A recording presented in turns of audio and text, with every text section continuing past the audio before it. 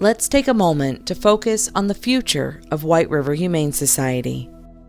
It's no secret that we have our hearts set on building a new shelter. Some in the community are left wondering, why move? Couldn't you just fix what you have now? Our board of directors has spent a great deal of time evaluating the pros and cons, and have met with industry experts in animal welfare and sheltering. This has led us to the conclusion that a new building is necessary for our operation and community. So why is that? In order to increase adoptions, a shelter must increase the number of visitors who presumably want to adopt a pet.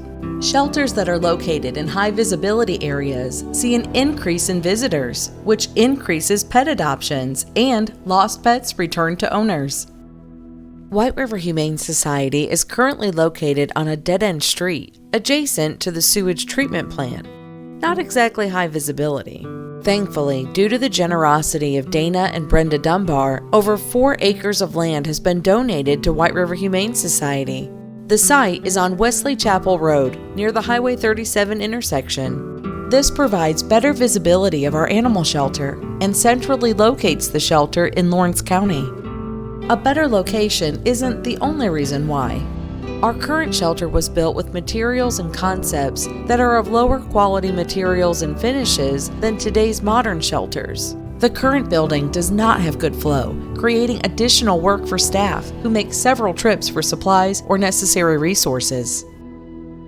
Why was it built that way? Over 30 years ago, there was a fire at the former location of what was then known as Lawrence County Humane Society. It was a devastating and total loss. The existing board of directors at that time, volunteers and supporters, did the best they could utilizing the building practices at that time to build a new shelter, which is where we're located today.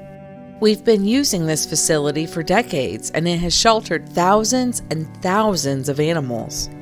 Like with anything, over time and due to excessive use, it has worn down and become inefficient. Pretty much everything at our shelter has seen better days. And the conditions are only getting worse. Due to insufficient plumbing, our staff utilizes weed pressure sprayers to sanitize and rinse kennels on a daily basis. Our staff are amazing people who show up 365 days a year to take care of these animals, and we don't even have a break room for them. This is where they take a break. Outside, even in the winter or when it's raining. Plus, building practices and animal sheltering practices have evolved over time. Our current dog kennels are not ideal for ease of cleaning and maintaining a healthy environment. Our staff have done the best job possible of maintaining the building under difficult conditions. Our existing kennel design is out of date and actually contributes to the stress of the animals. For one, they shouldn't be able to access or see each other. And secondly, it's important that each dog has 2 spaces, a primary enclosure where their food, water, and bedding is located, and a secondary space where they can eliminate away from their primary enclosure. So how do we make this happen?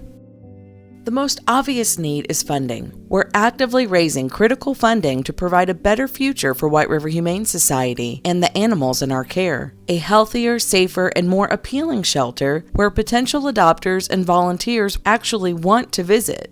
How much do we need to raise? The estimated cost to build a shelter to better serve our community is in the ballpark of $3 to $4 million. Some may be wondering, why does it cost so much?